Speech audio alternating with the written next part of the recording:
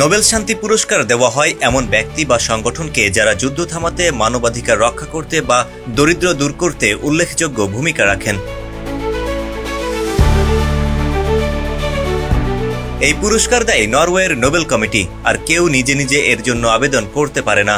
মনোনয়ন দেন সংসদ সদস্য, প্রফেসর বা আন্তর্জাতিক সংস্থার লিডাররা। সম্প্রতি ইসরায়েলের প্রধানমন্ত্রী বেনিয়ামিন নেতানিয়াহু ডোনাল্ড ট্রাম্পকে শান্তির নোবেলের জন্য মনোনীত করেছেন। যদিও ট্রাম্প নিজেই বহুবার দাবি করেছেন তার উচিত এই পুরস্কার পাওয়া। উত্তর কোরিয়ার কিম জং উনের সাথে বৈঠক, আরব ইসরায়েল সম্পর্ক স্থাপন ইত্যাদির কারণে অতীতেও কেউ কেউ তাকে মনোনীত করেছিলেন। তবে শান্তির বদলে ট্রাম্পের পদক্ষেপ নিয়ে বিতর্ক বেশি। ইরানে হামলা, মুসলিম দেশগুলোর উপর নিষেধাজ্ঞা, জেরুজালেমকে ইসরায়েলের রাজধানী হিসেবে স্বীকৃতি ইত্যাদি এর মূল কারণ।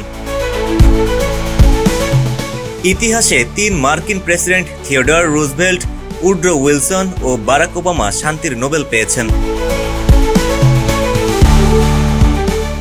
ওবামার পুরস্কার নিয়েও বিতর্ক ছিল, কারণ যুদ্ধ চলাকালেই তিনি পুরস্কার পান। অনেকে বলেছেন, যদি ট্রাম্প এই পুরস্কার পেয়েও যান তাতেও অবাক হওয়ার কিছু নেই।